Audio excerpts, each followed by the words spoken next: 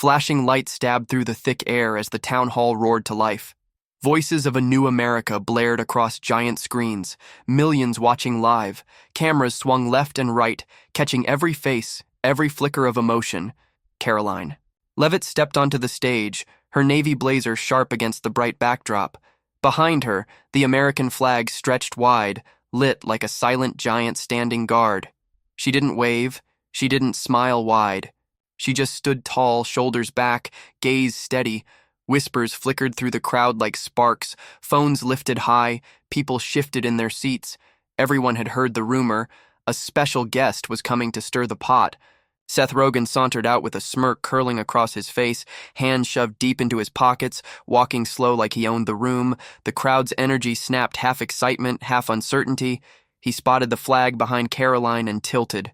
His head, a chuckle rumbled from him, low and smug. His eyes danced with something almost daring, mocking, as if the flag itself were the joke. The audience caught it. Some laughed nervously, some looked down. Karoline didn't move. She didn't blink. The battle line was drawn, silent but sharp, and everyone could feel it. The moderator, a well-known journalist trying too hard to appear neutral, shuffled his notes and smiled into the cameras.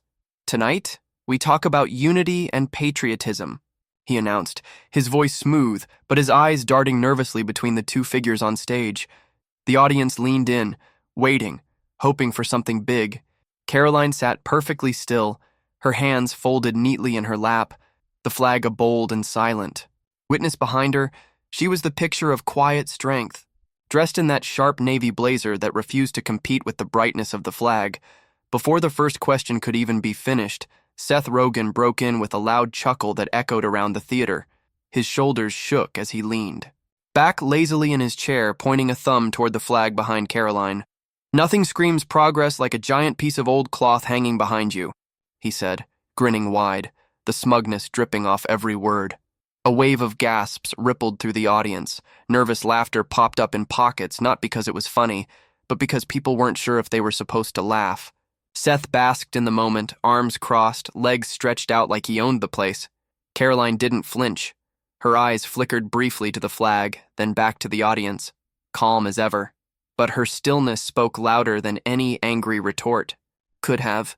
Every camera in the room caught the moment, the giant screen above flashing her composed face and Seth's mocking grin side by side.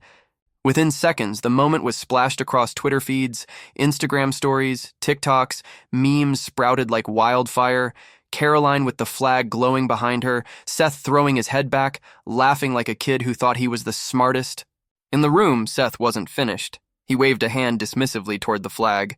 "Flags are like participation trophies," he said, his voice rising to make sure every microphone caught it. "Cute, but meaningless."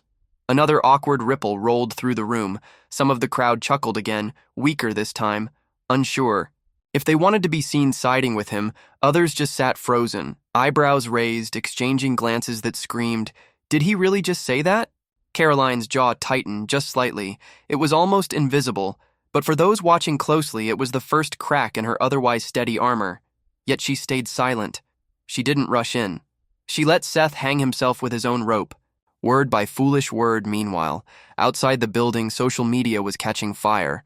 Hashtags like "Darn, respect the flag," Karoline Leavitt, and Seth Rogen exposed trended within minutes. Conservative commentators tweeted angry reactions. Moderates shook their heads in disappointment. Even some Hollywood insiders posted cryptic messages about respecting the symbols that unite a country, not mock them for cheap laughs. On the giant screens surrounding the event space, live comment feeds flashed some supportive of Karoline, others mocking Seth's flippant attitude. Inside, the tension became something almost physical. People shifted uncomfortably in their seats. The air grew thicker, hotter, buzzing with the kind of electricity that only comes when you know you're about to witness a public reckoning. Every time Seth glanced toward Karoline, expecting a snarky comeback or an emotional outburst, he found nothing but stillness. It unnerved him more than he let on. The moderator tried to steer the conversation back to safer ground, asking about ways to build bridges across ideological divides. Seth ignored the question entirely, tapping the microphone in front of him and chuckling again. "Look, I get it. Some people really love their symbols," he said with a shrug. "Good for them. I just don't think clinging to old pieces of fabric moves anybody forward. Camera zoomed in tightly on Karoline again. She blinked slowly, gathering herself like a storm just beneath the surface. She wasn't going to play Seth's game. She was going to end it, but not yet. She understood something Seth clearly didn't. Sometimes silence cuts deeper than words, and sometimes patience wins wars. The audience leaned forward, sensing it too. The ones who had laughed at Seth's first jokes now looked nervous, realizing the room's mood had shifted. Seth, oblivious or maybe just arrogant, kept smiling, arms folded like he had already won. He didn't know he was moments away from one of the biggest public humiliations of his career. The flag behind Karoline fluttered gently under the stage lights, almost as if it were alive, almost as if it were listening. It needed no defense. It needed no applause. It needed only what Karoline was about to deliver. Truth, spoken quietly but carrying the force of a tidal wave. The moderator sensed the shift in the air but didn't quite know how to handle it. He cleared his throat and awkwardly asked Karoline if she had any thoughts about the importance of national symbols in today's polarized climate. It was the perfect setup, an open invitation to strike back. Karoline glanced once at Seth, who had slouched further down in his chair, smirking like a schoolyard bully after pulling a prank. Then she turned her gaze to the moderator, her voice clear, calm, and steady. "With respect," she began, her tone razor-sharp yet polite. "Those who mock the very symbols that give them the freedom to sit here and laugh often reveal more about themselves than about the symbols they mock." The words landed like a hammer wrapped in velvet. No yelling, no insults, just a clean, devastating truth delivered with surgical precision. The audience stiffened. Even the moderator's smile froze half-formed on his lips. Seth's smirk faltered for the first time all evening. Karoline leaned in slightly, lowering her voice just enough to make the entire room lean forward instinctively. "That flag represents more than cloth. It represents sacrifice. It represents hope. It represents every single person who ever believed that this country could be better, even when it wasn't perfect, especially when it wasn't perfect." She paused, letting the words sink deep. Somewhere in the back rows, someone clapped. Once a sharp, solitary sound quickly swallowed by tension, Seth let out a forced laugh, shaking his head as if trying to brush off her words like a bad joke.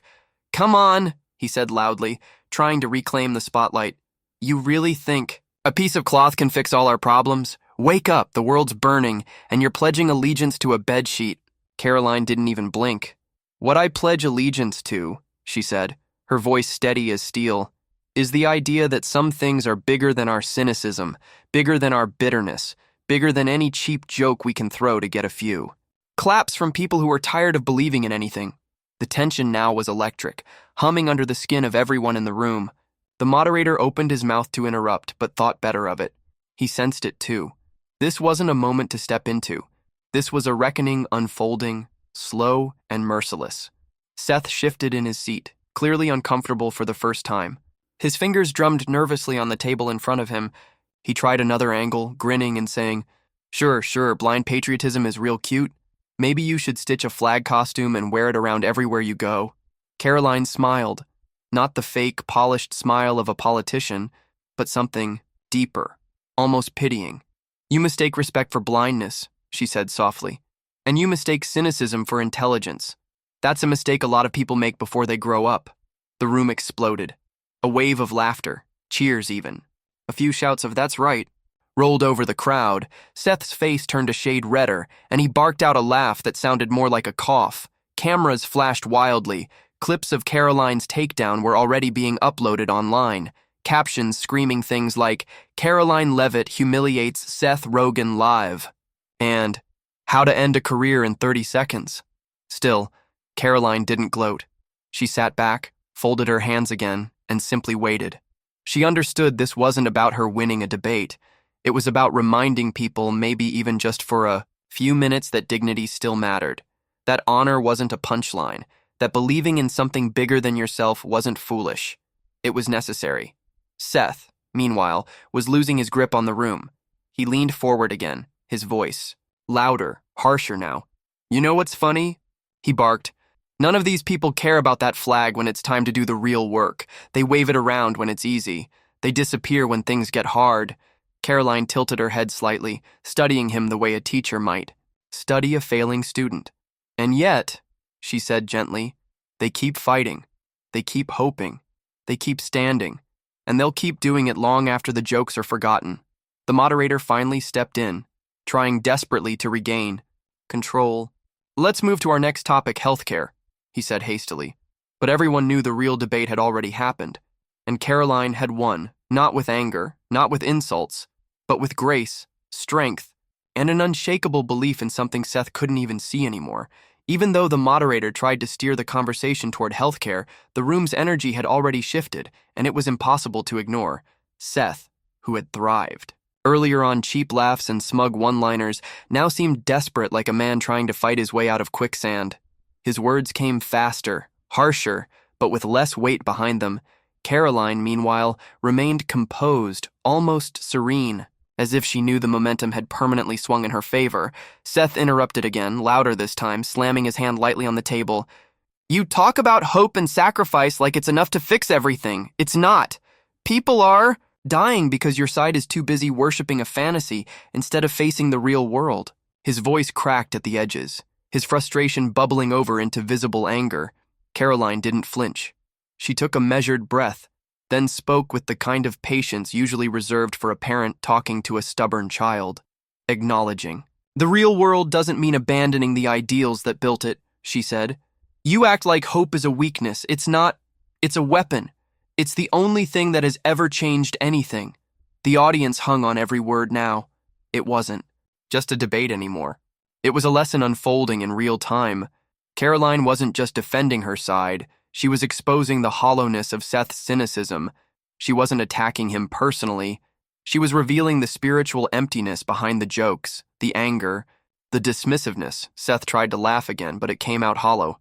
You really think waving a flag and giving speeches about hope is going to solve healthcare, climate change, racism? He leaned back in his chair, spreading his arms wide like a man daring the world to challenge him. Karoline didn't take the bait.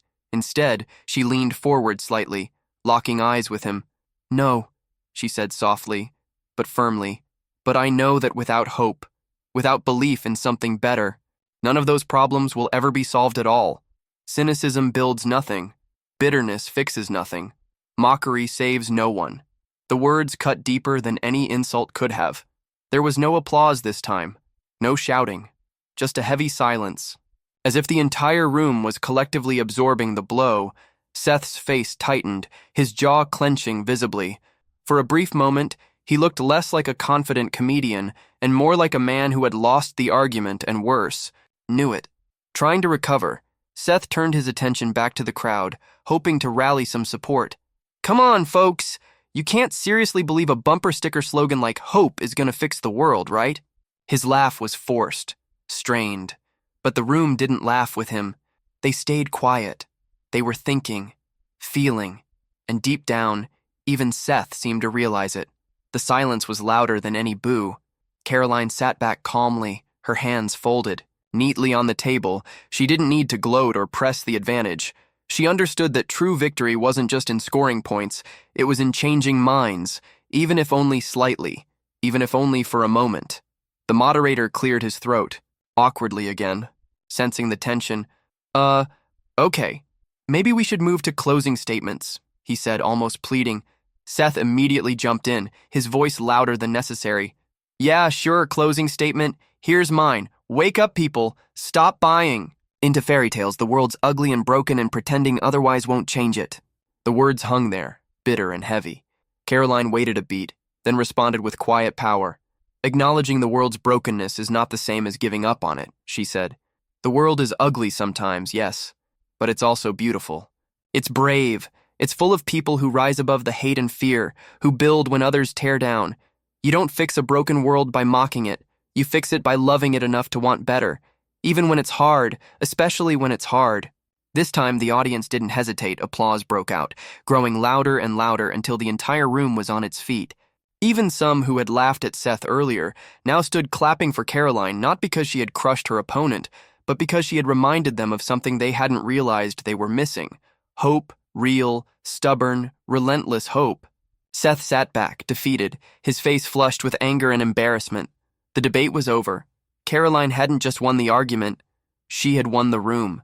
And by the time the cameras stopped rolling, The world outside would know it too, for a moment. After the closing statements, the room held its breath. It felt like the debate was winding down. Like the worst was over, but Karoline knew better. She wasn't done, not yet. Calmly, deliberately, she reached into her jacket pocket and pulled out her phone. The move was subtle, but it instantly captured everyone's attention. She wasn't frantic or aggressive. She was steady, cold, and deadly, like a surgeon preparing for the final cut. Without saying a word, Karoline unlocked the device with a flick of her thumb and tapped a single button. A soft beep echoed through the room's speakers, and then clear as a gunshot. Seth's own voice filled the air. At first, people weren't sure what they were hearing.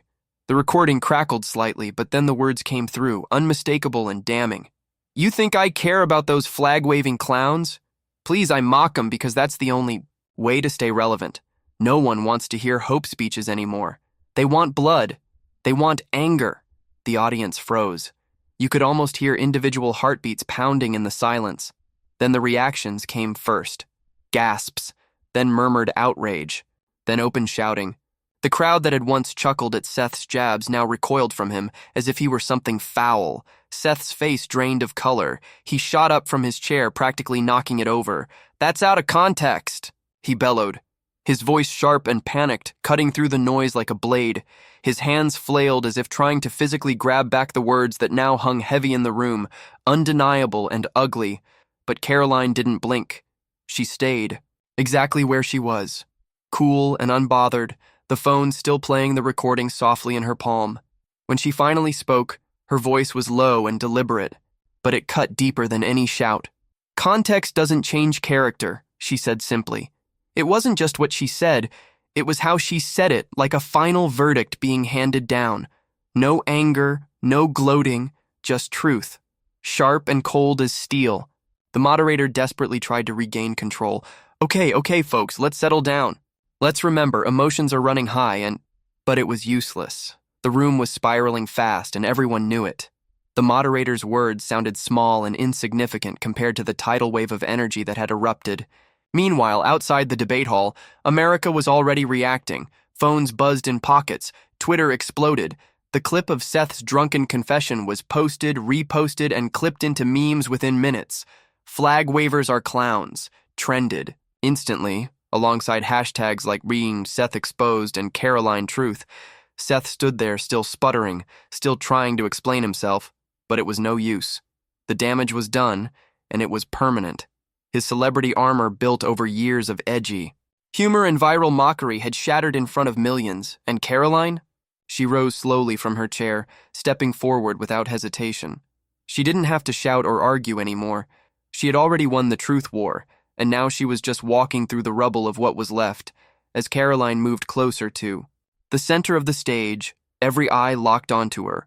She wasn't smiling. She wasn't smug. She was a force steady, unshakable, carrying the weight of something far heavier than politics. Principle. Behind her, the American flag draped like a silent witness, its folds illuminated under the harsh stage lights. In that moment, Karoline wasn't just a candidate or a speaker. She became a symbol of something the audience hadn't realized. They were hungry for authenticity. The room, still vibrating with anger and betrayal, hushed slightly as she began to speak. Her voice was clear, no need for theatrics. "Mocking sacrifice," she said slowly, each word hitting like a hammer, "isn't progress, it's cowardice." She didn't need to name Seth again. The contrast between them screamed louder than any insult could. The crowd responded instantly. Cheers, shouts, standing applause rolling in waves. Some people wiped away tears. Others clapped so hard their hands turned red. Even some of Seth's former supporters seemed to be swept away, stunned by the sharp, undeniable truth cutting through the evening's chaos. Seth, meanwhile, didn't stay to hear it. His face twisted in anger and humiliation. He turned sharply and stormed off the stage. He didn't say goodbye. He didn't offer a final word. His departure was clumsy, furious, the door banging loudly behind him as he vanished from sight. The cameras captured every second, and within minutes, his hasty retreat became another viral image. "The flight of a fallen star," headlines would later read. Karoline remained. She didn't chase him. She didn't even watch him leave. Instead, she turned back to the audience, lifting her gaze. To meet them squarely, Her presence was like a lighthouse cutting through a storm, not flashy, but impossible to ignore. Reporters scrambled to capture the moment. Flashes popped like fireworks, microphones stretched out toward her, desperate for a comment. But Karoline didn't take the bait. She stood firm, hands calmly clasped, letting the silence speak for her. In that silence, something bigger happened. It wasn't about Karoline versus Seth anymore. It was about the audience realizing that the values they thought were dead, respect, sacrifice, honor, still mattered, maybe more than ever. Outside, the world was moving fast. Networks broke into regular programming to show the footage. Talk show. Hosts canceled their comedy monologues, choosing instead to replay the confrontation again and again. People gathered in living rooms, in bars, even in airports, watching the clip like it was the moon landing history unfolding in real time. And still, Karoline didn't move from her place on that stage. The flag fluttered slightly in the conditioned air, a living symbol behind her. She wasn't speaking anymore, but she didn't need to. The truth had been spoken, and its echo was far louder than any insult, any joke, any manufactured outrage. By the time the moderator finally regained enough composure to officially close the debate, the story had already written itself. America wasn't talking about Seth's clever barbs or his edgy jokes. They were talking about the woman who stood firm when it mattered, the woman who didn't flinch when the world turned chaotic, the woman who, simply by refusing to laugh at sacrifice, reminded a fractured country what strength truly looked like. Karoline hadn't just won the debate, she had changed it forever. The next morning, America woke up to a battlefield of headlines, bold, searing, impossible to ignore. Karoline crushes Hollywood elitism in viral debate moment. One paper blared, "Patriotism isn't dead yet, thanks to Karoline." Another declared, "News." Anchors, commentators, podcasters, everyone, it seemed, had something to say. But regardless of their political leanings, one fact remained universal. Karoline had shifted the conversation. It wasn't about party lines anymore. It was about values, real ones, and she had planted her flag squarely in that ground. Meanwhile, Seth tried to salvage the wreckage. From what looked like the back seat of a car, he posted an Instagram video, an apology, if it could even be called that. His voice was low, almost annoyed. As he said the words everyone knew were forced. "I'm sorry if people were offended," he muttered, eyes darting off camera as if looking for his publicist's nod. "I guess sometimes jokes go too far." It was hollow, empty, a performance. For damage control, not for redemption. And the public knew it. The backlash against Seth was swift and merciless. His upcoming comedy tour dates saw ticket sales plummet overnight. Sponsors quietly pulled out. Even some of his most loyal fans posted disappointed reactions, pointing out that mocking service members wasn't edgy, it was disgraceful. Once, outrage wasn't trending because of political outrage theater. It was real. Raw disappointment in someone who had shown the ugliest side of mockery masked as entertainment. But perhaps the most surprising development was the shift in public sentiment, not just against Seth, but towards something deeper: patriotism. Long, treated like an outdated punchline in some elite circles, was being reevaluated. Ordinary Americans, veterans, teachers, nurses, students posted videos and essays talking about what sacrifice really meant to them. Flag waving wasn't just theater. For many, it was the memory of lost friends, the pride of service, the meaning. Behind simple but powerful ideals, Karoline hadn't just called out one man. She had reminded millions that pride in country didn't have to be partisan or performative. It could be personal. It could be sacred. As the days unfolded and the media storm raged, Karoline had every opportunity to gloat, to dance in her opponent's downfall, to claim her viral moment like so many before her, but she didn't. When reporters pushed microphones toward her, asking how it felt to have destroyed Seth, she shook her head calmly. "It's not about me," she said. "It never was. It's about respect, about what we choose to honor and what we allow to be mocked." Her humility, rare and almost jarring in today's media circus, only deepened the respect she was quickly earning even from unexpected places. Pundits who had previously dismissed her as just another talking head now praised her backbone.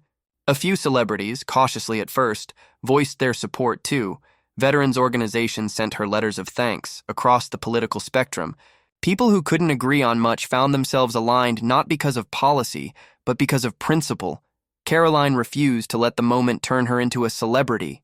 There were no merchandise launches, no catchy hashtags branded with her face. She didn't choreograph a victory lap. She didn't bask in the applause. She did something almost unheard of in an era obsessed with virality. She quietly kept moving forward. Her focus stayed on the message, not the moment. On her final appearance related to the debate week, she arrived without fanfare, spoke without venom, and left without theatrics.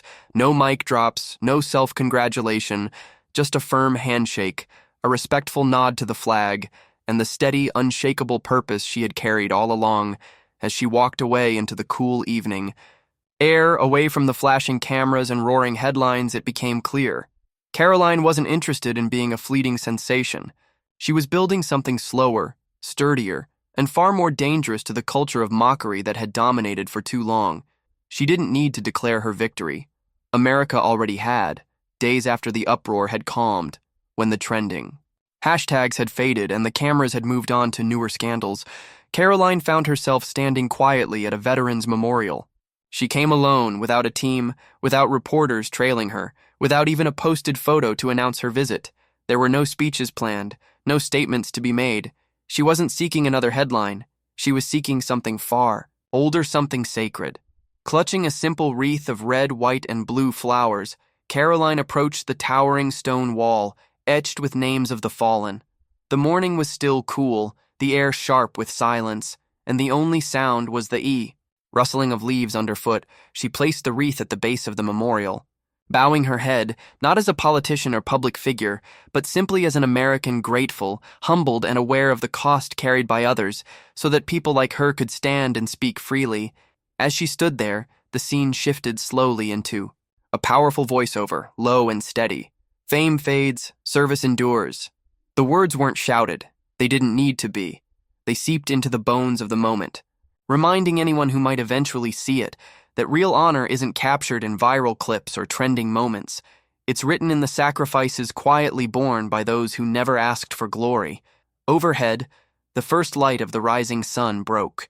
Through the clouds, casting long golden rays across the memorial, it wasn't just a new day, it was a hint, a reminder. The battles ahead for dignity, for truth, for respect would continue. The moment Karoline sparked would not be the last.